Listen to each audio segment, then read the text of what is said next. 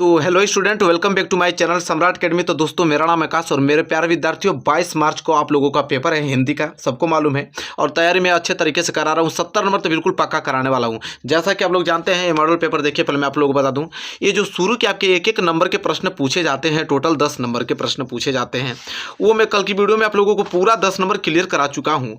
ठीक है, ये जो टोटल 10 नंबर के पूछे प्रश्न जाते हैं, टोटल मैं करा दिया हूँ। वीडियो नहीं देखे तो इसी वीडियो के डिस्क्रिप्शन में लिंक मिलेगा, उसको क्लिक कीजिए और 10 नंबर तैयार कर लीजिए।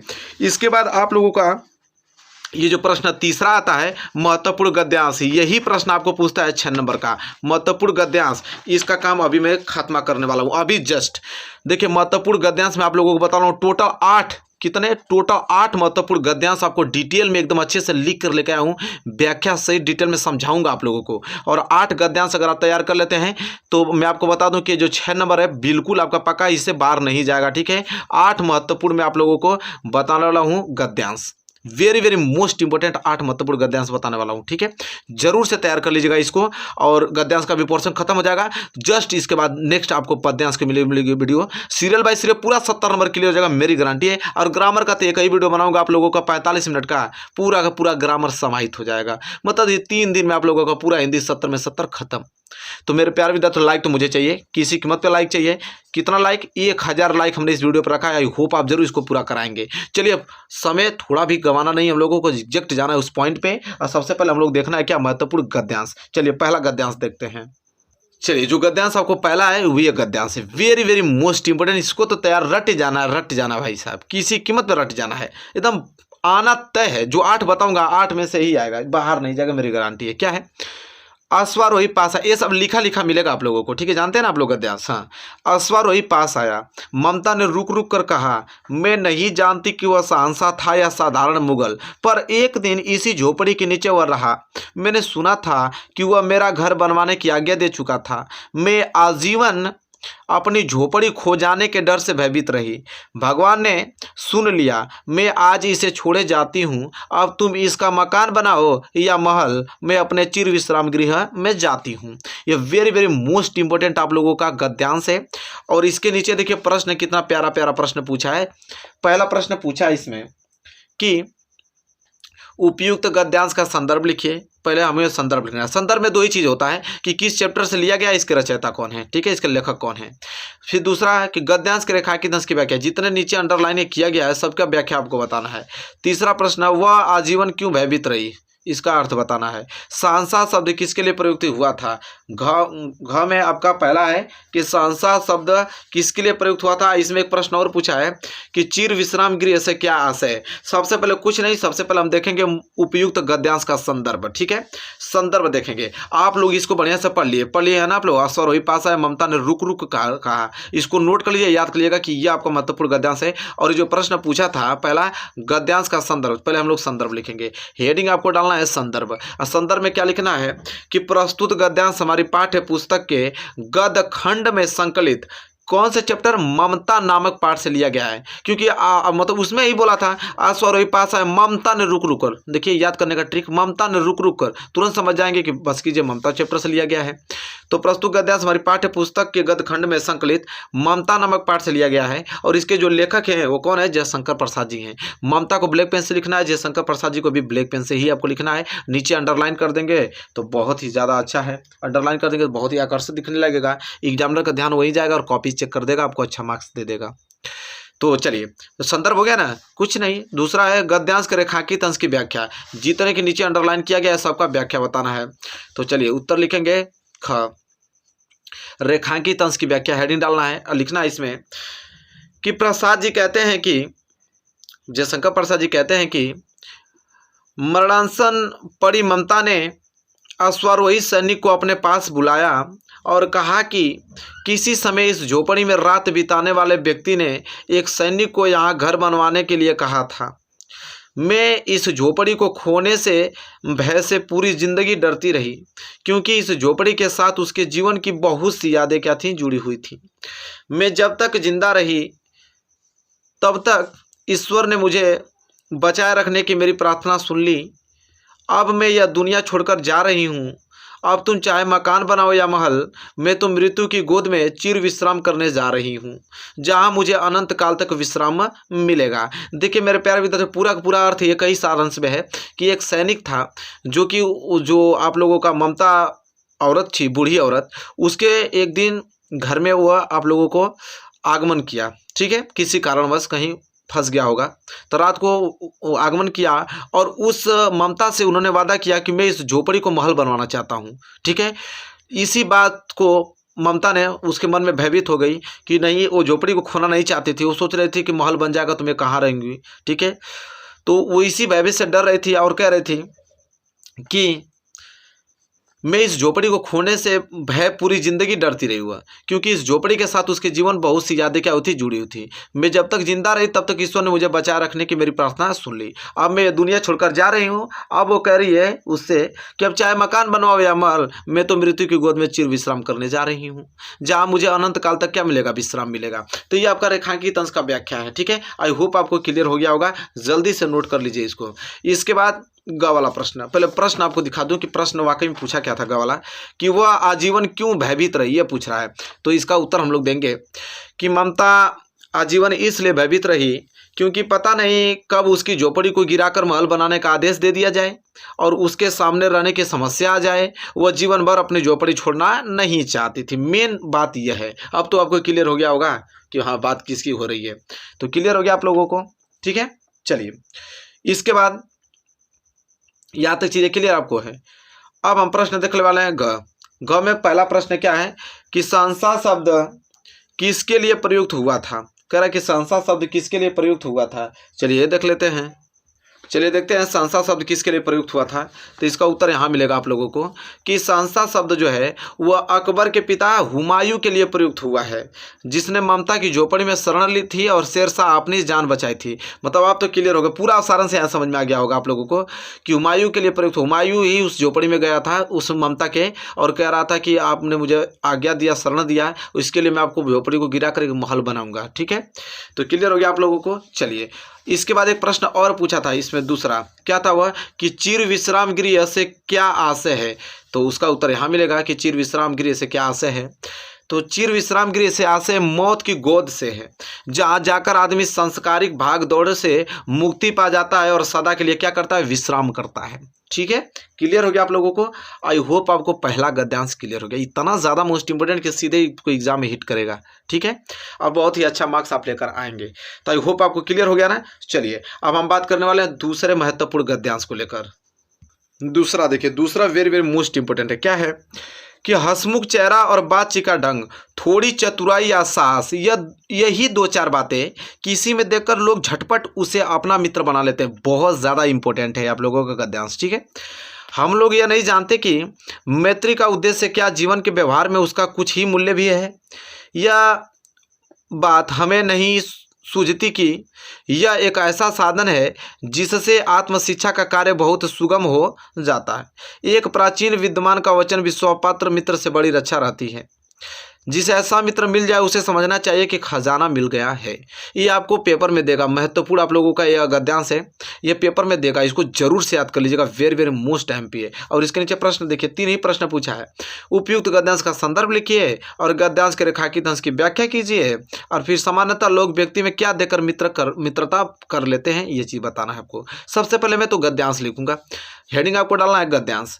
गद्यांश में आपको ये बताना है कि प्रस्तुत गद्यांश हमारी पाठ्य पुस्तक के गद्य खंड, इसको ब्लैक पेन से लिखना है, गद्य खंड में संकलित मित्रता नामक पाठ से लिया गया है और इसके जो लेखक हैं वो आचार्य रामचंद्र शुक्ल जी हैं। क्योंकि मित्रता की बात भी हुआ है, आप आसानी से पकड़ पाएंगे कि किस चैप्टर से, मित्र के ही बारे में तो बात हुआ है, तुरंत जान जाएंगे कि मित्रता चैप्टर से है। इसके जो लेखक हैं आचार्य रामचंद्र शुक्ल जी हैं। और जो भी अंडरलाइन में इसलिए किया हूँ कि इसको ब्लैक पेन से आपको लिखना है, ब्लैक पेन से हाईलाइटेड करके लिखना है। तो ये आपका संदर्भ क्लियर हो गया ना कि संदर्भ कैसे लिखना है, संदर्भ क्लियर। दूसरा पूछा था रेखांकित अंश की व्याख्या, देखिए कैसे व्याख्या करेंगे। रेखांकित अंश की व्याख्या पूछा है तो शुक्ल जी कहते हैं कि मित्र बनाते समय हम इस बात पर विचार नहीं करते कि जिसे हम मित्र बना रहे हैं उसके संगति में रहकर क्या हम अपने जीवन के लक्ष्य को प्राप्त कर सकते हैं या नहीं। क्या उस व्यक्ति में वे सभी गुण विद्यमान हैं जिनकी हमारे जीवन को लक्ष्य को प्राप्त करने के लिए आवश्यकता है। ठीक है। यदि हमें जीवन में सच्चा मित्र मिल जाए तो हमें एक ऐसा साधन मिल जाता है जो आत्मशिक्षा प्राप्त करने में हमारा सहायक हो सकता है। देखिए, इसमें समझने वाली की बात है। आप लोग जानते हैं, जब भी हम लोग मित्रता करते हैं तो ये परख हम लोग को नहीं होती है कि जो अगला व्यक्ति है, जो हम जीवन में अगर अब कोई प्रगति पर कार्य करने जा रहे हैं तो उसमें मेरी सहायता करेगा नहीं, ये लोग हम लोग नहीं देखते हैं। उसके झटपट उसके व्यवहार पर थोड़ी सी कुछ बातें से उसका व्यवहार अच्छा लगता है तो झटपट हम लोग क्या कर लेते हैं, मित्रता कर लेते हैं। ठीक है, तो वही यहाँ तक चीज़ें के लिए आपको समझ में आ गया। ठीक है, चलिए इसके बाद अब आगे बहुत इसका अर्थ अभी थोड़ा बाकी है। यहाँ तक हो गया ना। देखिए फिर है, तथा हमें जीवन के उच्च लक्ष्यों को प्राप्त करने में हमारी सहायता कर सकता है। एक प्राची देखिए कह रहा कि अगर सच्चा मित्र मिल जाए तो हमें अपने जीवन में उच्च लक्ष्यों को प्राप्त करने में हमारी सहायता करेगा वह, अगर सच्चा मित्र मिल जाए तो। और एक प्राचीन विद्वान का यह भी मत है कि अगर एक सच्चा व अच्छा विश्वास के योग्य मित्र बहुत भाग्य से ही प्राप्त होता है। इतना याद रखिए, कोई भी मित्र आपको बहुत भाग्य से ही, अगर सच्चा मित्र तो बहुत भाग्य से ही प्राप्त होता है। ठीक है, जो हमारे मार्गदर्शन करता है और हमें हर बुराई से क्या करता है, बचाता है। जिस व्यक्ति को ऐसा मित्र प्राप्त हो जाए उसे यह समझना चाहिए कि उसे क्या संसार का कोई बड़ा ही क्या मिल गया है, खजाना मिल गया हो, अर्थात कोई बहुमूल्य निधि प्राप्त हो गई, मतलब कोई बहुमूल्य चीज मिल गया। अगर ऐसा मित्र आपको प्राप्त हो जाए तो, मिल जाए तो। ठीक है, क्लियर है। चलिए फिर तीसरा प्रश्न है कि सामान्यतः लोग व्यक्ति में क्या देखकर मित्रता कर लेते हैं। तो सिंपल आप बताएंगे यहाँ पे कि सामान्यतः रूप से व्यक्ति किसी हंसमुख सा चेहरा, उसका बातचीत करने का आकर्षक ढंग, उसकी चतुराई और साहस देखकर सोचते हैं कि यही व्यक्ति मित्र बनाने के योग्य है और वे उसे ही अपना मित्र बना लेते हैं। मतलब कि सिंपल हंसमुख चेहरा देखकर, बात करने का ढंग देखकर, उसका आकर्षक ढंग देखकर, उसकी चतुराई और साहस देखकर हम लोग क्या कर लेते हैं, झटपट मित्रता कर लेते हैं। तो क्लियर हो गया ना। चलिए वेरी वेरी मोस्ट टाइम पे था, आई होप आपको क्लियर हो गया होगा मेरे प्यारे विद्यार्थी। इसी चैप्टर के मित्रता से ही एक और महत्वपूर्ण गद्यांश है जो कि बहुत बार एग्जाम में आता है, यह है जस्ट उसके नीचे हमने लिखा है और जल्दी से इसको नोट कर लीजिए। दावा करता हूं आप लोगों को कि 8 महत्वपूर्ण आपको गद्यांश बता रहा हूं, नहीं पेपर में आएगा तो कहिएगा, 100% लिखित है कि आने वाला है। ठीक है, चलिए क्या है कि विश्वास पात्र मित्र जीवन की एक औषध है। हमें अपने मित्रों से यह आशा रखनी चाहिए कि वे उत्तम संकल्पों में हमें दृढ़ करेंगे, दोषों और त्रुटियों से हमें बचाएंगे, हमारे सत्य, पवित्रता और मर्यादा के प्रेम को पुष्ट करेंगे। जब हम कुमार्ग पर पैर रखेंगे तब वे हमें सचेत करेंगे, जब वो हम हतोत्साहित होंगे तब वो हमें उत्साहित करेंगे। और सारांश यह है कि वे हमें उत्तम पूर्वक जीवन निर्वाह करने में हर तरह से सहायता देंगे। और सच्ची मित्रता में उत्तम से उत्तम वैद्य की सी निपुणता और परख होती है, अच्छे से अच्छी माता की सी धैर्य और कोमलता होती है। ऐसी मित्रता करने का प्रयत्न प्रत्येक पुरुष को करना चाहिए। ये आपको गद्यांश लिखा लिखा मिलेगा, ये अंडरलाइन देख रहे हैं, इसका व्याख्या हम लोगों को बताना होगा। ठीक है, तो चलिए ये तो आपका गद्यांश है। इसके नीचे देखिए कितना प्रश्न पूछा है, ठीक है, उसको देख लीजिए। तो प्रश्न देखिए, सबसे पहले हमको पहला का प्रश्न है, उपयुक्त गद्यांश का संदर्भ लिखना है। फिर ख, गद्यांश के रेखांकित अंश की व्याख्या करना है। ग में 2 पॉइंट दिया। ग में पहला, व्यक्ति को अपने मित्र से क्या उम्मीद करनी चाहिए, या तो कभी कभी पूछ लेता कि हमें अपने मित्रों से कौन सी आशा रखनी चाहिए। और दूसरा है कि एक सच्चा मित्र किसे कहा गया है। फिर घ वाला प्रश्न जो है, घ और ढ, घ है कि लेखक ने सच्चे मित्र की तुलना किससे की है, और ढ है कि लेखक ने अच्छे मित्र के क्या क्या कर्तव्य बताए हैं। इतना सारा प्रश्नों का हमें उत्तर देना है। सबसे पहले हम देखेंगे भाई गद्यांश का संदर्भ। तो यहाँ पे डालिए संदर्भ। तो प्रस्तुत गद्यांश हमारी पाठ्य पुस्तक के गद्य खंड, ब्लैक पेन से लिखना है, गद्य खंड में संकलित मित्रता नामक पाठ से लिया गया है और इसके लेखक वही हैं आचार्य रामचंद्र शुक्ल जी। तो गद्य खंड हुआ, मित्रता हुआ और आचार्य रामचंद्र शुक्ल, इसको ब्लैक पेन से लिख के हाईलाइटेड करना है आप लोगों को। ठीक है, तो ये संदर्भ क्लियर हो गया ना इस गद्यांश का। अब दूसरा हमसे पूछा था गद्यांश के रेखांकित अंश की व्याख्या। तो देखिए रेखांकित अंशों की व्याख्या आपको हेडिंग डाल के लिखना है कि आचार्य शुक्ल जी कहते हैं कि विश्वास पात्र मित्र दवा के समान होता है। विश्वास पात्र जो मित्र होता है दवा के समान होता है। जिस प्रकार अच्छी दवा लेने से व्यक्ति का रोग दूर होता है, ठीक है, दूर हो जाता है, उसी प्रकार विश्वास पात्र मित्र हमारे जीवन में आकर हमारे बुरे संस्कारों और दुर्गुण रूपी रोगों से क्या करते हैं, हमें मुक्ति दिला देते हैं। और हमें अपने मित्रों से यह आशा रखनी चाहिए कि वे हमें क्या करें, दोषों, अवगुणों और बुराइयों से हमेशा क्या करते रहें, बचाते रहें। और हमारे विचारों और संकल्पों को क्या करते रहें, मजबूत बनाते रहें और बनाने में हमारी सहायता भी करें। हमारे हृदय में अच्छे विचार को उत्पन्न करें तथा हमें हर प्रकार की बुराइयों से क्या करें, वह बचाएं। और हमारे मन में सत्य, मर्यादा व पवित्रता के प्रति प्रति हमें क्या करें, प्रेम विकसित करें। यदि हम किसी भी कारणवश या लोभवश किसी गलत मार्ग पर अगर हम क्या करते हैं, चल भी जाते हैं, तो हमें उस गलत मार्ग से बचाए, तब वो हमें मार्गदर्शन दे और हमें गलत मार्ग से क्या करे, चलने में क्या करे, हमारी सहायता करे, उसको हमें क्या करे, बचाए। ठीक है, क्लियर हो गया ना, चलने से बचाए। यदि हम निराश व हताश हो जाएं तो हमें सही मार्ग पर चलने के लिए प्रोत्साहित करें। तात्पर्य है कि वे हमें हर प्रकार से उत्तम जीवन जीने के क्या करे, प्रेरित करता रहे।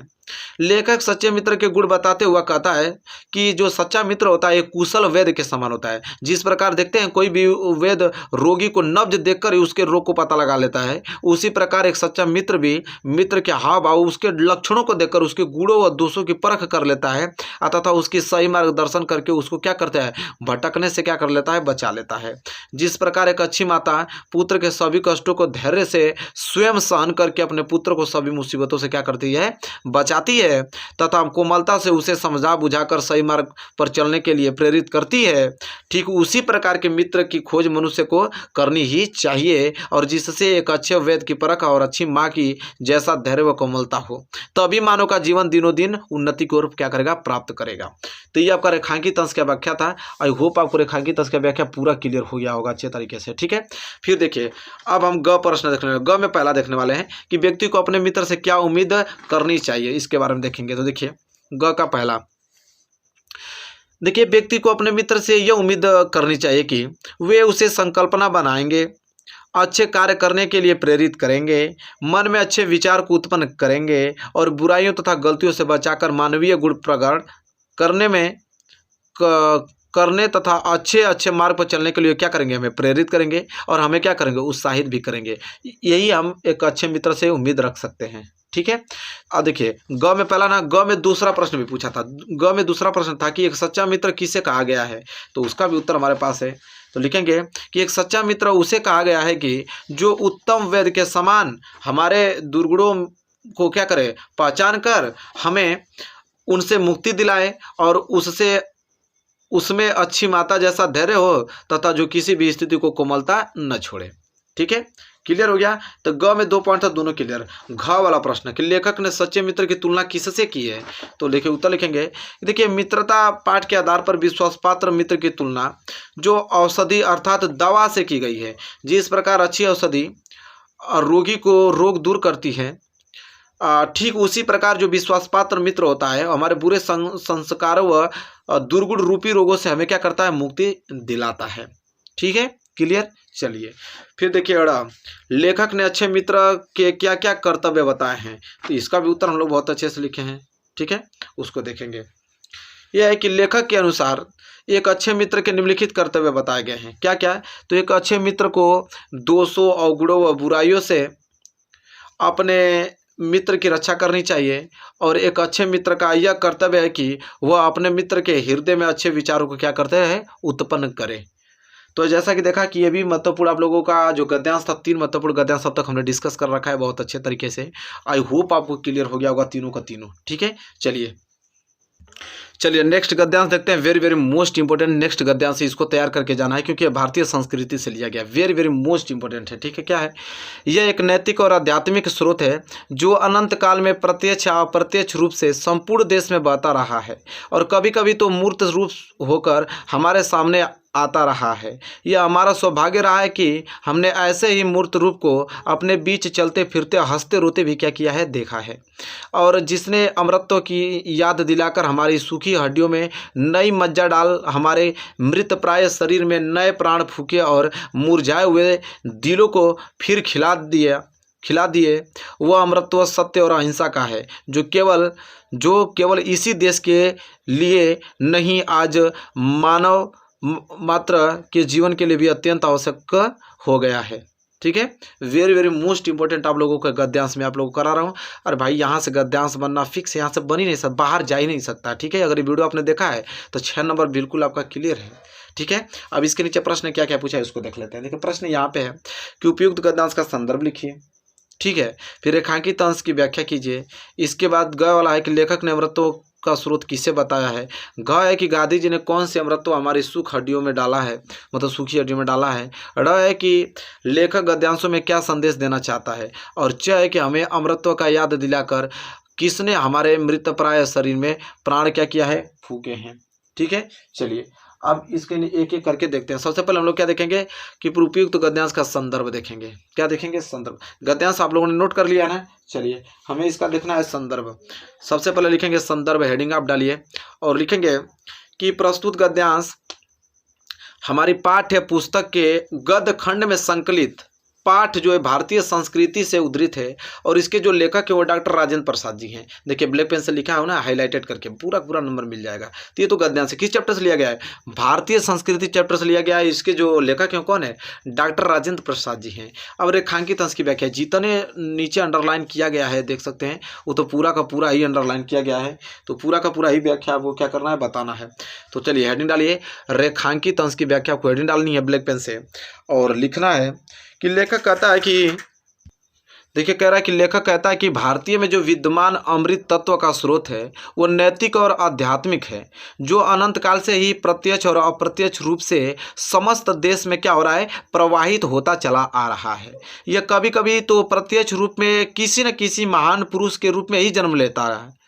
यह हम भारतीयों का सौभाग्य है कि हमने अपने बीच चलते फिरते हंसते रोते हुए हम महात्मा गांधी के रूप को प्रत्यक्ष रूप से क्या करते हैं, देखा है। गांधी जी ने इस संस्कृति को अमरत्व प्रदान की है। इनके माध्यम से ही भारत को उसकी अमरता का पाठ पुनः पढ़ाया गया है। इन्हीं के मूर्त रूप ने परतंत्रता के परिणाम स्वरूप निराशा से मुरझाए हुए मन में आशा रूपी ऊर्जा का संस्कार किया है।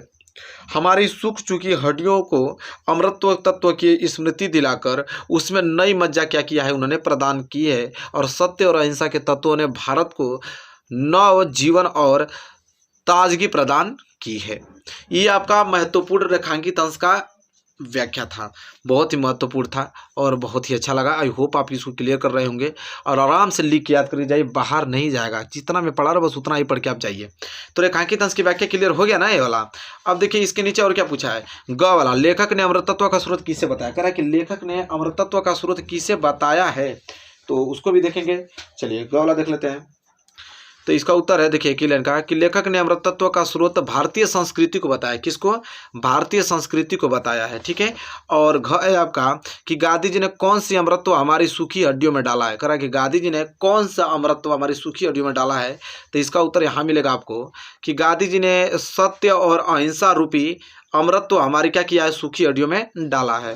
इसके बाद ड़ भी है कि लेखक गद्यांश में क्या संदेश देना चाहता है। लेखक ने गद्यांश में क्या संदेश देना चाहता है, तो लिखेंगे कि प्रस्तुत गद्यांश द्वारा लेखक यह संदेश देना चाहता है कि देखिए हमें भारतीय संस्कृति में विद्यमान स्रोत से प्रेरणा लेकर जीवन को क्या सफल बनाना चाहिए।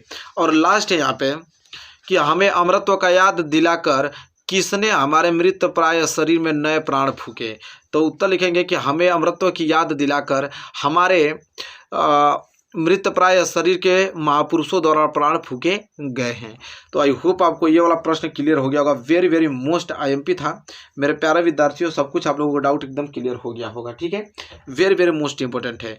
अभी रुकना नहीं है, इसी चैप्टर की एक और महत्वपूर्ण गद्यांश है यह, जिसको आप क्या याद करके जाना है। इसी चैप्टर के बहुत ज़्यादा इंपॉर्टेंट है, इसी चैप्टर के महत्वपूर्ण गद्यांश है जो कि आपको तैयार करके जाना है। वो क्या है कि हमारी सारी, देखिए क्या लिखा है, हमारी सारी संस्कृति का मूलाधार इसी अहिंसा तत्व पर स्थापित रहा है। जहाँ जहाँ हमारे नैतिक सिद्धांतों का वर्णन आया है, अहिंसा को ही उनमें मुख्य स्थान दिया गया है। अहिंसा का दूसरा नाम या दूसरा रूप जो है वो त्याग है और हिंसा का दूसरा रूप नाम स्वार्थ है, जो प्राय भोग के रूप में हमारे सामने आता है। पर हमारी सभ्यता ने तो भोग भी त्याग ही से निकाला है और भोग भी त्याग से ही क्या किया है, पाया है। श्रुति कहती है कि तेन त्यक्तेन भुज्यथा, इसी के द्वारा हम व्यक्ति और व्यक्ति के बीच का विरोध, व्यक्ति और समाज के बीच का विरोध, समाज और समाज के बीच का विरोध, देश और विदेश के बीच का विरोध को मिटाना चाहते हैं और हमारी सारी नैतिक चेतना इसी तत्व से ओतप्रोत है। वेरी वेरी मोस्ट इंपॉर्टेंट आप लोगों को एक गद्यांश में बता रहा हूँ, बहुत ज़्यादा इंपॉर्टेंट, इसको क्लियर कर लीजिएगा। ठीक है, इसके नीचे प्रश्न क्या पूछा है उसको देखते हैं। प्रश्न पूछा है पहला कि उपयुक्त गद्यांश का संदर्भ लिखिए।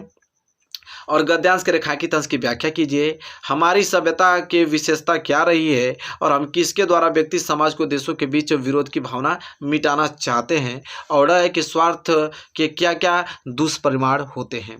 ठीक है, सबसे पहले गद्यांश का संदर्भ। तो सद्यांश में हम पूर्ववत लिख दिया हूं, इसलिए क्योंकि अभी जस्ट हमने बताया कि कैसे इसका संदर्भ लिखेंगे। नहीं भी तो देख लीजिए, यहाँ पे एक बार देख लीजिए, संदर्भ ये लिखना है। प्रस्तुत गद्यांश हमारी पाठ्य पुस्तक गद्य खंड में संकलित पाठ भारतीय संस्कृति से उद्धृत, और इसके लेखक जो है डॉक्टर राजेंद्र प्रसाद है। क्योंकि इसी चैप्टर का था इसलिए हमने पूर्ववत लिख दिया है, दो बार लिखने की क्या जरूरत है। लेकिन रेखांकित अंश की व्याख्या वेरी मोस्ट इंपॉर्टेंट है। चलिए देखते हैं रेखांकित अंश की व्याख्या कैसे हम लोग करेंगे। ठीक है, रेखांकित अंश की व्याख्या जितना अंदर नीचे अंडरलाइन किया गया है, इन सभी का हमें क्या करना है, व्याख्या।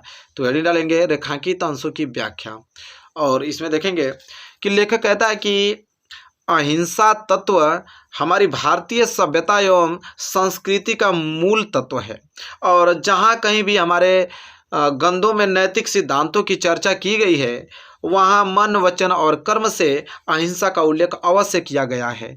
लेखक के अनुसार अहिंसा त्याग है, त्याग करना ही अहिंसा है, और दूसरे अर्थ में अहिंसा ही त्याग है, और अहिंसा और त्याग एक दूसरे के क्या होते हैं, पूरक होते हैं।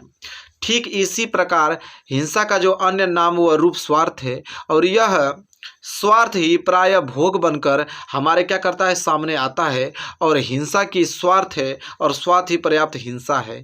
जब मनुष्य स्वार्थ के कारण किसी अन्य को हानि पहुंचाता है, तब हिंसा का क्या होता है, जन्म होता है।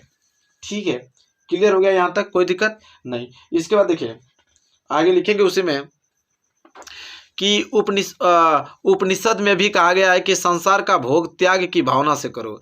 एक समाज से दूसरे समाज से तथा एक देश का दूसरे देश से संघर्ष होने के पीछे का कारण भी भोग ही है। यदि हम त्याग की भावना रखते हैं तो इस संघर्ष को समाप्त कर सकते हैं। आवश्यक यह है कि यदि हमें समाज से सभी विरोध और संघर्षों का समापन करना है, तो हमें अपनी भावनाओं में नैतिक चेतना को इसी तत्व से संपन्न करना होगा। ठीक है, आई होप आपको क्लियर हो गया होगा इसका व्याख्या। ठीक है, ग वाला प्रश्न देखिए, ग वाला प्रश्न पूछा कि हमारी सभ्यता की विशेषता क्या रही है। तो उत्तर लिखेंगे कि हमारी सभ्यता की जो विशेषता है वो तेन, व्यक्तेन और मुज्जीवता है, अर्थात भोग त्याग से ही निकला है और भोग त्याग में ही पाया जाता है।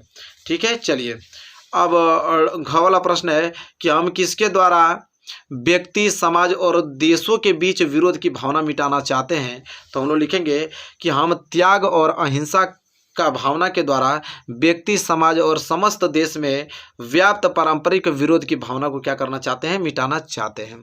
ठीक है, इसके बाद लास्ट प्रश्न है कि स्वार्थ के क्या क्या दुष्परिणाम होते हैं। स्वार्थ के तो लिखेंगे हम कि जब मनुष्य स्वार्थ के कारण किसी अन्य को क्या करता है, हानि पहुंचाता है, तो हिंसा के क्या होता है, जन्म होता है। और इस प्रकार स्वार्थ का जो दुष्परिणाम जो है वो हिंसा के रूप में सामने क्या करता है, आता है। ठीक है, आई होप आपको क्लियर होगा। Very very most important question है और इसे आपने क्लियर कर लिया है। चलिए गद्यांश क्लियर हो गया ना। चलिए अगले गद्यांश की तरफ बढ़ चलते हैं। चलिए अगला गद्यांश जो कि वेरी वेरी मोस्ट इंपॉर्टेंट ममता से लिया गया, वेरी वेरी मोस्ट इंपॉर्टेंट है। क्या है कि रोहतास दुर्ग के प्रकोष्ठ में बैठी हुई युक्ति ममता सोन नदी के तीक्ष्ण गंभीर प्रवाह को देख रही है। ममता विधवा थी, उसका यौवन सोन नदी के समान ही उमड़ रहा था। मन में वेदना, मस्तक में आंधी और आंखों में पानी की बरसात लिए वह सुख के कंटक शयन में विकल थी। वह रोहतास दुर्गपति के मंत्री चूड़ामणि की अकेली दुविधा थी। फिर उसके लिए कुछ अभाव होना असंभव था, परंतु वह विधवा थी। हिंदू विधवा संसार में सबसे तुच्छ निस्राय प्राणी है, तब उसकी विडंबना का कहाँ अंत था। ठीक है, देखिए वेरी वेरी मोस्ट इंपॉर्टेंट आप लोगों को एक गद्यांश करा रहा हूँ। ठीक है, और क्लियर करके जाइएगा, 100% आने वाला है। ठीक है, इसमें से इससे बाहर तो जाना ही वाला नहीं है। ठीक है, नीचे आपका प्रश्न पूछा है, क्या क्या प्रश्न है इसको देख लेते हैं। 5 प्रश्न है। पहला कि उपयुक्त गद्यांश का संदर्भ लिखिए, और दूसरा कि गद्यांश के रेखांकित अंश की पहले व्याख्या करना है, और ग कि उपयुक्त गद्यांश में हिंदू विधवा की स्थिति कैसी बताई गई है भी बताना है आप लोगों को। और इसके बाद है कि ममता कौन थी, वह क्या देख रही है, ये भी चीज़ें बताना है। और लास्ट में है कि ममता का संक्षिप्त परिचय दीजिए। यहाँ तक 5 प्रश्नों का उत्तर बताना। सबसे पहले हम लोग इसका संदर्भ देख लेते हैं। तो संदर्भ ममता से लिया गया, तो आराम से लिखेंगे कि प्रस्तुत गद्यांश हमारी पाठ्य पुस्तक के गद्य खंड में संकलित ममता नामक पाठ से लिया गया है, और इसके जो लेखक हैं वो कौन से हैं, जयशंकर प्रसाद जी हैं। ठीक है, क्लियर। ये तो आपका संदर्भ रहा। अब रेखांकित अंश की व्याख्या हेडिंग डाल के लिखना है इसमें कि जयशंकर प्रसाद जी कहते हैं कि रोहतास दुर्ग के मुख्य द्वार के पास अपने कक्ष में बैठी हुई ममता सोन नदी के तेज बहाव को क्या कर रही है, देख रही है। ठीक है, इसके नीचे आपको लिखना है, ये पेज आपका भर गया है, इसके नीचे लिखना है कि लेखक ममता के यौवन और सोन नदी के प्रबल वेग से प्रवाहित होने की तुलना करते हुए कहते हैं कि जिस प्रकार सोन नदी अपने तेज बहाव से उफनती हुई बह रही है, उसी प्रकार ममता का यौवन भी पूर्ण रूप से अपने उफान पर है।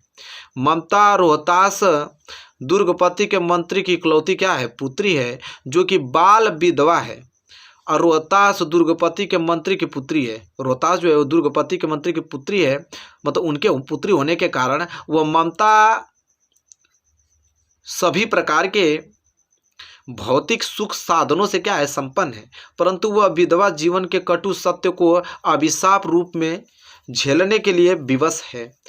उसके मन मस्तिष्क में दुख रूपी आंधी तथा आंखों से आंसू बह रहे हैं।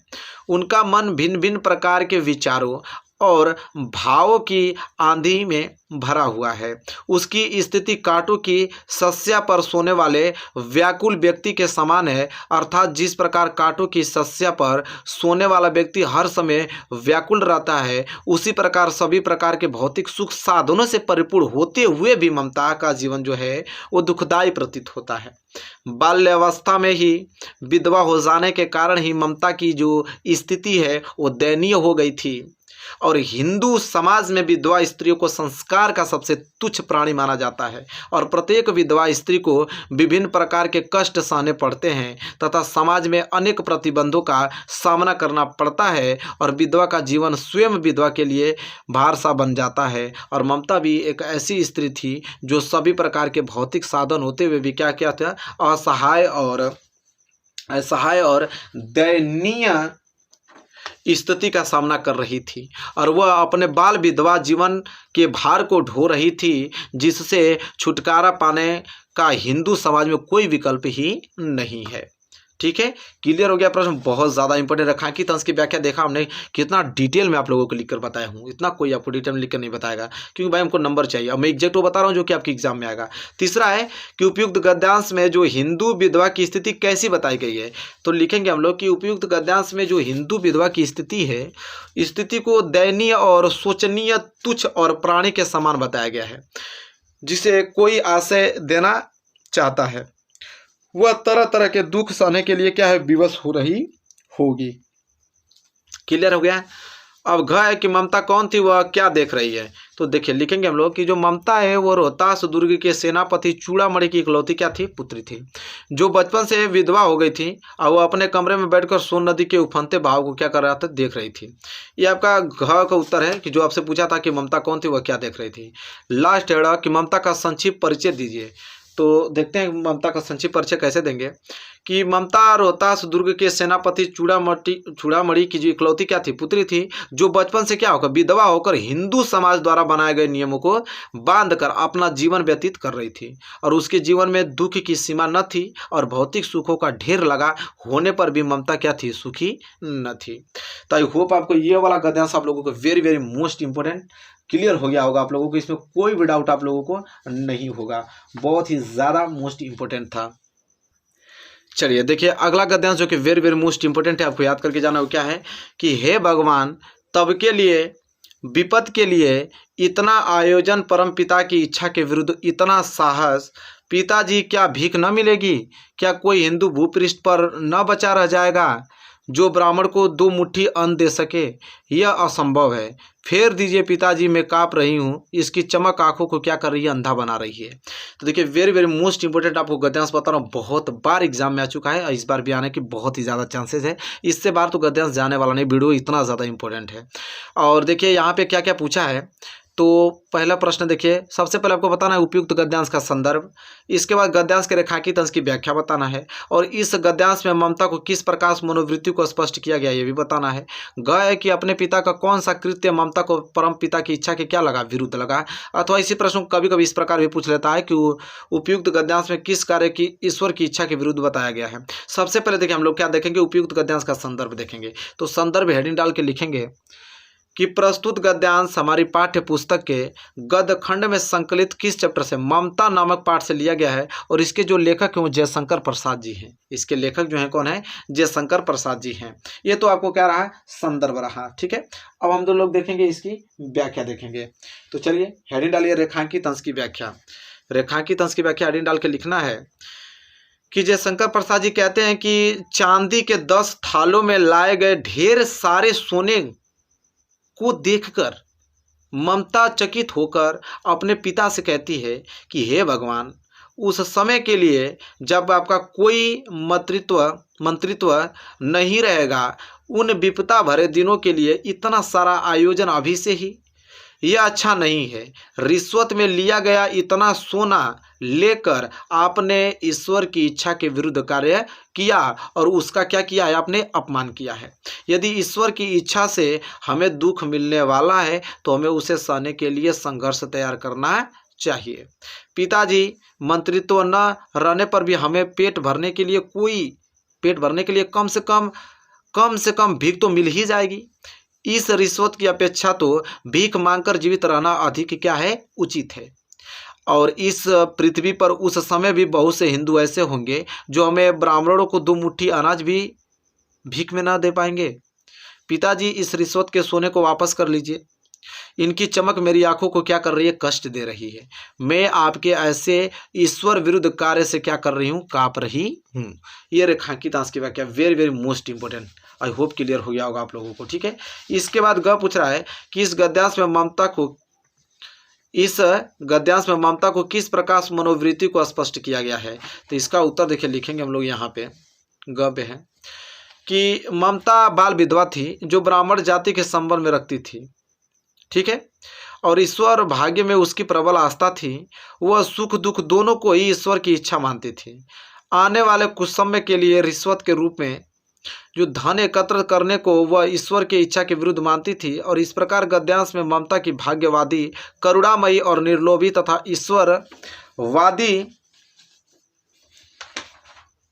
ईश्वरवादी थी। ठीक है, ये आपका ग का है आंसर। ग वाला क्लियर हो गया। घ देखिए क्या है, ग है कि अपने पिता का कौन सा कृत्य ममता को परम पिता की इच्छा के विरुद्ध लगा। ठीक है, इसका देखने वाला आंसर। तो देखिए कैसे देखेंगे इसका आंसर। तो इसका आंसर है देखिए घ कि चूड़ामणि, ये आपका चूड़ामणि है। चूड़ामणि ने ममता के लिए रिश्वत के रूप में शेरशाह से 10 थाल सोना प्राप्त किया, और अपने पिता का यही कार्य ममता को परम पिता की इच्छा के क्या लगा, विरुद्ध लगा।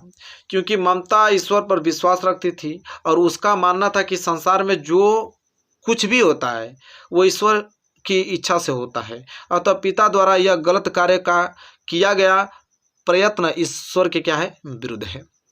तो देखिए मेरे प्यारे विद्यार्थियों, ये भी गद्यांश आप लोगों को क्लियर हो गया होगा। Very very most important.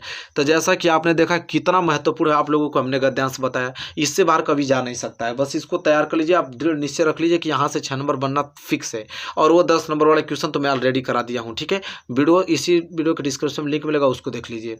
ठीक है, चलिए मेरे प्यारे विद्यार्थियों, वीडियो आपको कैसे लगे बताइए। वीडियो अच्छी लगे तो प्लीज़ लाइक कीजिएगा, और चैनल पर नए तो चैनल को सब्सक्राइब करके बेल आइकन को प्रेस कर लीजिएगा। मिलेंगे एक प्यारे से नेक्स्ट वीडियो में, तब तक के लिए धन्यवाद।